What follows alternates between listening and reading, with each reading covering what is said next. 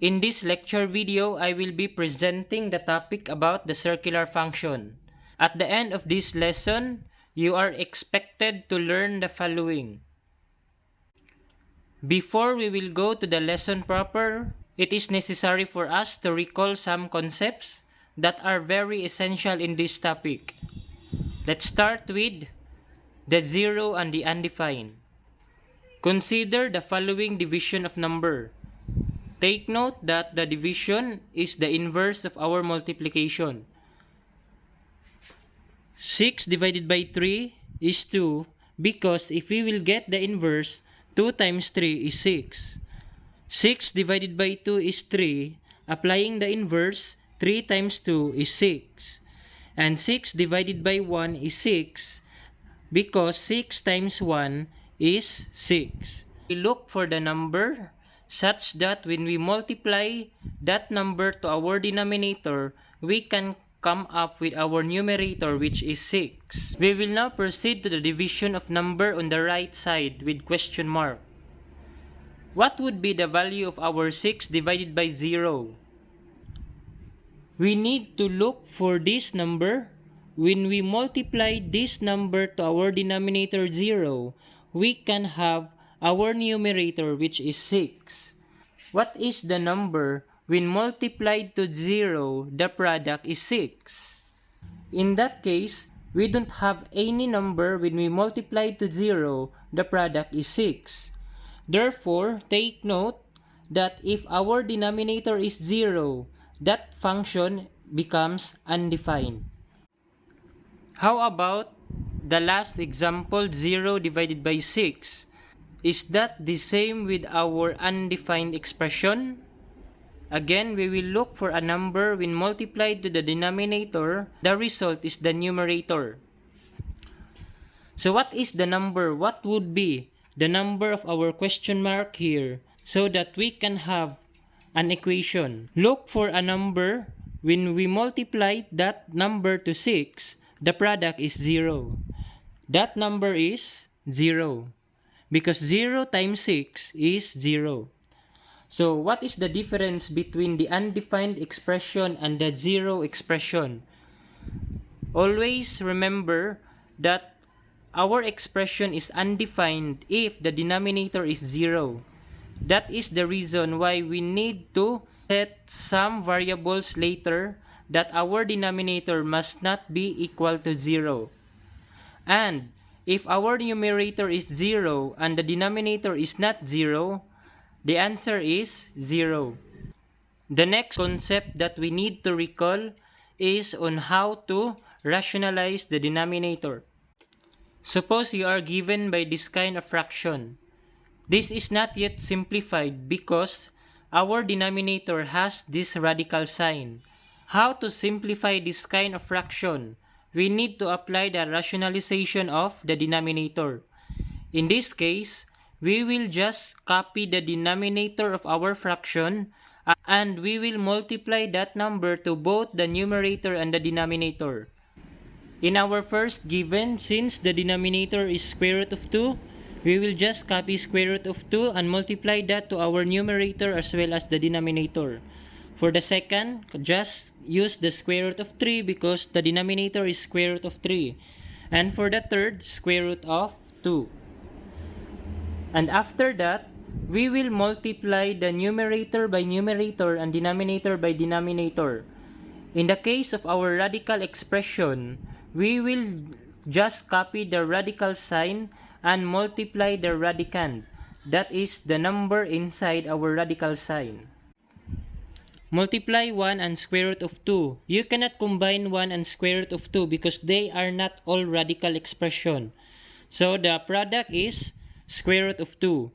For the denominator, since both are radical expression and the same index which is square root, so we will just copy the radical sign and multiply the number inside the radical sign. So 2 times 2 is 4. So we have square root of 2 over square root of 4. But that is not yet simplified.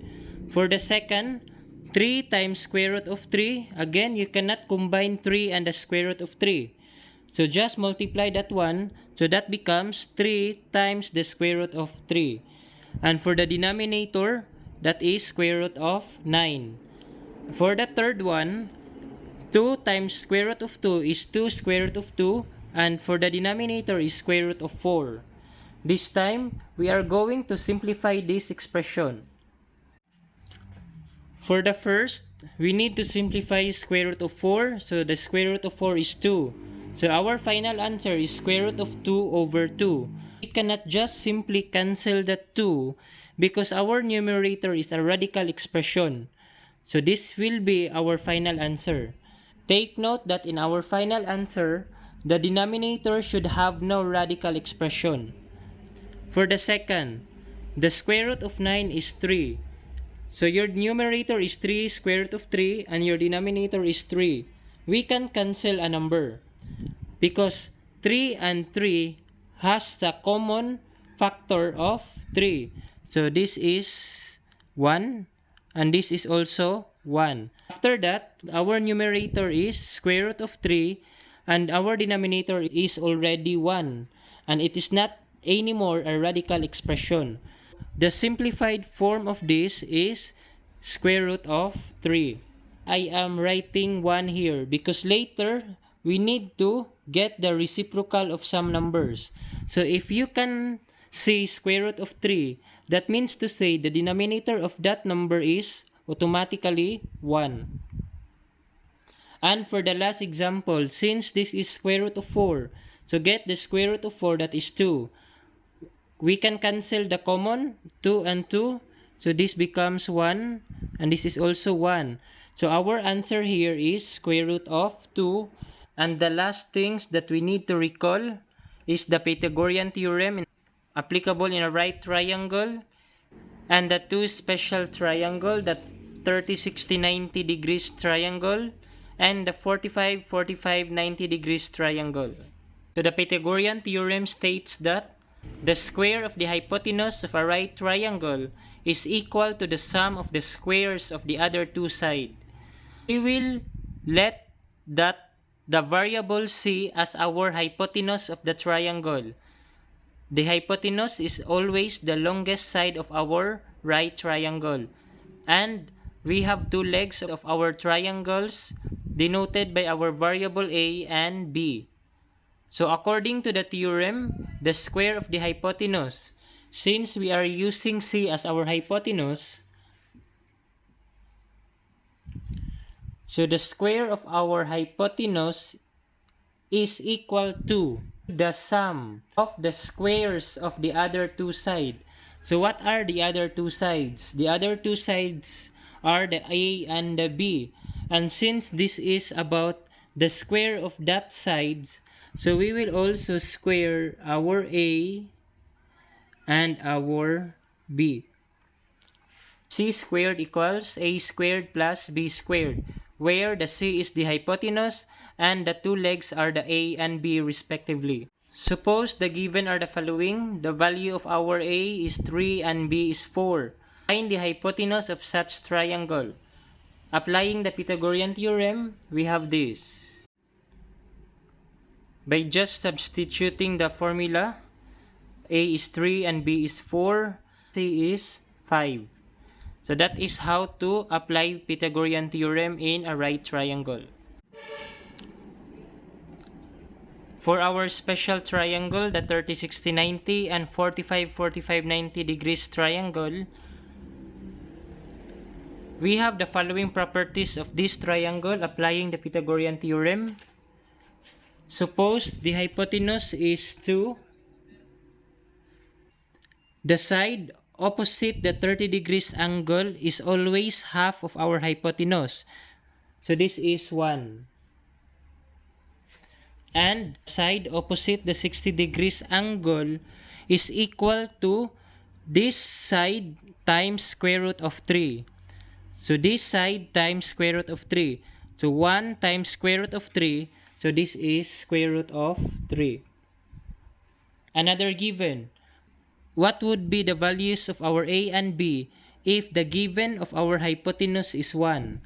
Suppose this is 1. Again, this is half of our hypotenuse. Therefore, This is 1/2.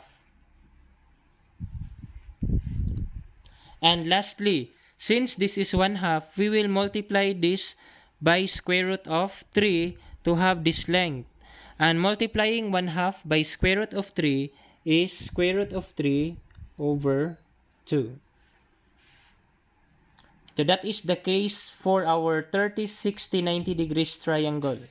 The 45, 45, 90 degrees triangle, since they have the same angle, therefore, the length of these two sides are equal.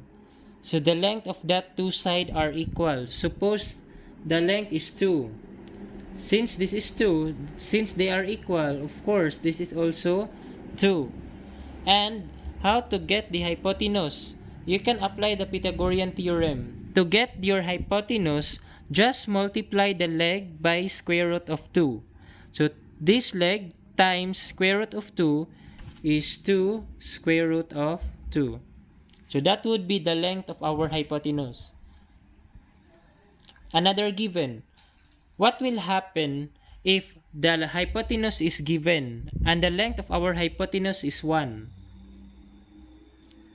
How to get the length of our legs?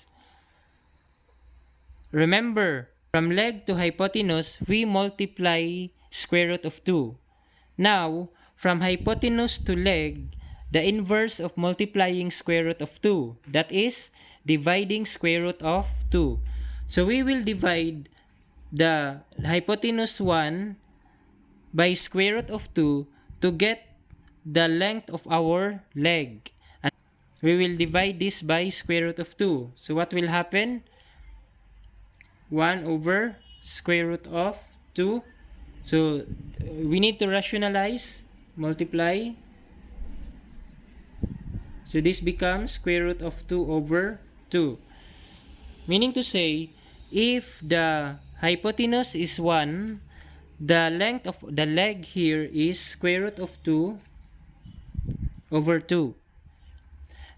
What would be the length of this leg? Since they are equal, so this is also square root of 2 over 2. We will now proceed to our lesson 1 of this module. The trigonometric functions are illustration of functions whose domains are sets of angles. Using the Cartesian coordinate system, we will define the 6 trigonometric ratios. We have that illustration on the left. Let theta be an angle in standard position. So starting from the positive x-axis, a point P with a coordinate xy on the terminal side of our theta. And that point P is on the unit circle. Remember the definition of unit circle, that the radius is equal to 1. Draw a perpendicular line from P to the x-axis. So that is the green line. Thus, forming a right triangle of reference for our theta. And from that right triangle, we can have 3 measurements of the sides. This is the diagram taken from our illustration. So the length of the sides of this triangle is x, y, and the hypotenuse is r. So in this diagram, we can define now the 6 trigonometric ratios. Namely, the sine, cosine, tangent, cotangent, secant, and cosecant. So by considering the following legend, O for opposite, A for adjacent, and H for hypotenuse. In this diagram, we will just look at this theta. This will be the reference of our angle theta. If I say opposite of the theta, I am referring to the y. That is the opposite of our theta. Adjacent. Adjacent of the theta is our x. From the word itself, when we say adjacent, that is closer to our theta. So x is closer compared to our y. Again, y is opposite, x is adjacent. And this r is always the hypotenuse of this triangle. So this is the following 6 trigonometric ratios. So kato wa cho shakao. For our so, that is the sine. The sine theta is opposite over hypotenuse. For the cosine, the cosine theta is adjacent over hypotenuse. For TOA is the tan theta. The tangent of the theta is opposite over adjacent. So let us first consider these three. We will now identify the parts of this triangle for our SOHCAHTOA. From this triangle, the opposite is y and the hypotenuse is r. For our cosine, adjacent of theta is x and our hypotenuse is r. For the tangent, opposite over adjacent, the opposite is y and the adjacent is x. We will now proceed to the inverses. Cosecant is the inverse of our sine because our sine is opposite over hypotenuse. In our cosecant, the reciprocal, hypotenuse over opposite. So this is equal to hypotenuse is r and the opposite is y. For our secant, this is the inverse of our cosine. Cosine is adjacent over hypotenuse. For the secant, hypotenuse over adjacent. Hypotenuse is r, adjacent is x. And lastly, for the cotangent. Cotangent is the inverse of our tangent. This is opposite over adjacent. This is adjacent over opposite. Adjacent is x and the opposite is y. We are not yet done. Remember that we are dealing with a unit circle. The measurement of our hypotenuse in a unit circle is 1. So we will now consider the measurement of our r, which is 1. So for our sine theta, since r is 1, so we will just substitute that by 1. Therefore, the sine theta is equal to our y. For the cosine theta, x over the r is 1. Therefore, this is equal to x. So the cosine theta is equal to x. For our cosecant theta, the hypotenuse is 1 over y. For the secant theta, this is 1 over x. And for the cotangent, we will just retain the x over y. Just remember the SOHCAHTOA CHOSHIAKAW. We will now proceed to the signs of trigonometric function. The sign of the coordinates of the theta depends on the quadrant or axis where it terminates. Recall that r is always positive.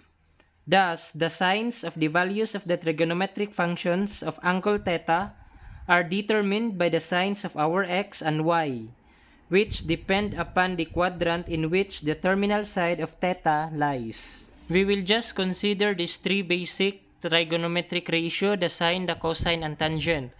Because whatever the sign of our sine, cosine, and tangent, the same sign will be used by their respective inverses. Take note in quadrant 1, what is the sign of our coordinates in quadrant 1? The sign is positive, positive. In quadrant 2, our x is negative and our y is positive. In quadrant 3, both x and y are negative. And in quadrant 4, the x is positive and the y is negative. Remember that the sine theta is equal to the y, the cosine theta is equal to x, and to get the tan theta, we need to divide the y by x. So for quadrant 1, since that is y, our y coordinate in quadrant 1 is positive. Therefore, the sign here, the sign of the sine theta is positive.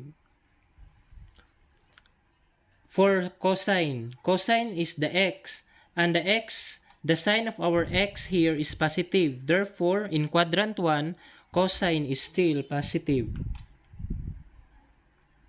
For tangent, y over x, since the x and the y are all positive, dividing positive numbers result positive. Proceed to quadrant 2. For our quadrant 2, for the sign referring to our y. In quadrant 2, our y is positive. So, sign in quadrant 2 is positive. For the cosine, referring to our x is negative. So, negative cosine for quadrant 2. And for the tangent, dividing this result a negative number. So, in quadrant 2, the tangent is negative. In quadrant 3, our y is negative. Our x for cosine is negative. And dividing two negative numbers, the quotient is positive. So, only tangent is positive in quadrant 3. And lastly, in quadrant 4, for our y is negative. For our x, for cosine, our x is positive. And for the tangent, dividing unlike sine. If you are asked, what is the sign of the cosecant theta in quadrant 2?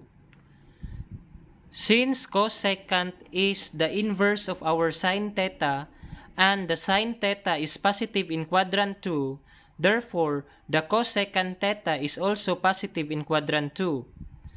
The same will happen in cotangent in quadrant 4. Cotangent is the inverse of tangent, and tangent in quadrant 4 is negative. Therefore, the cotangent in quadrant 4 is also negative. Kindly familiarize these signs. We will be using this sign in the next topic about the unit circle. So how to easily familiarize this sign? Look at the positive one. Take note that in quadrant 1, the sine, the cosine, and the tangent are all positive. So in quadrant 1, all are positive. In quadrant 2, the only positive is the sine. And the rest are all negative. In quadrant 3, the only positive is the tangent.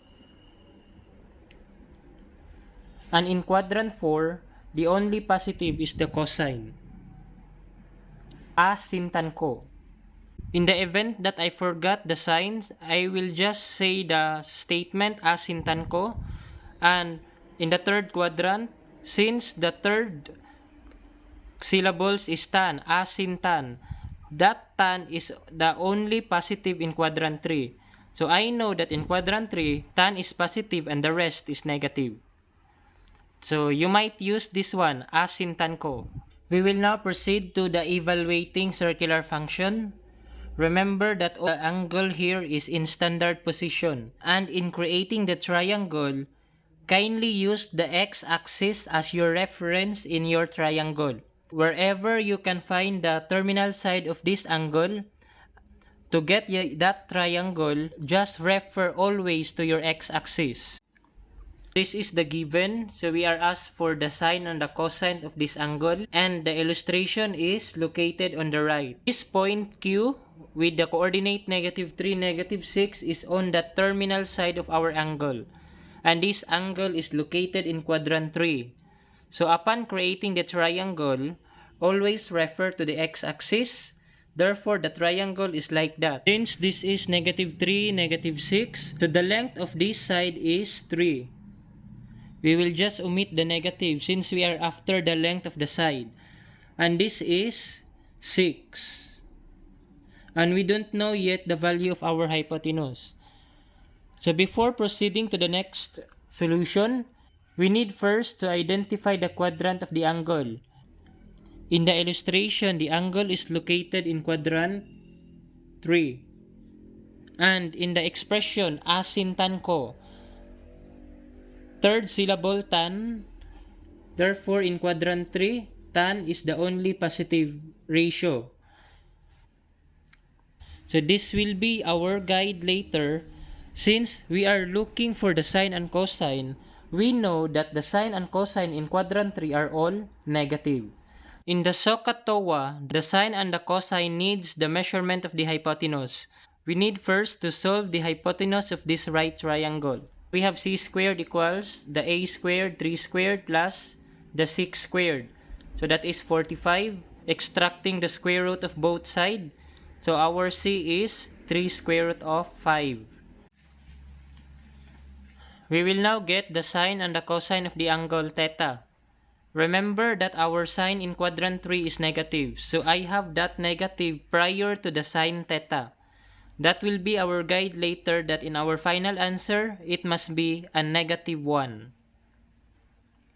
So for the sine, from the acronym SOHCAHTOA, for the sine is opposite over hypotenuse. So this is our theta. The opposite of this theta is this number. And the hypotenuse of this triangle is 3 square root of 5. So this is now our solution. By substituting the opposite and the hypotenuse, we have 6 over 3 square root of 5. We can cancel the common, the 6 and the 3. Since the denominator is a radical expression, we need to rationalize. We have 2 square root of 5 over 5. That is not yet our answer. Remember that in the quadrant 3, sine is negative. Therefore, the final answer for our sine theta is the negative of the 2 square root of 5 over 5.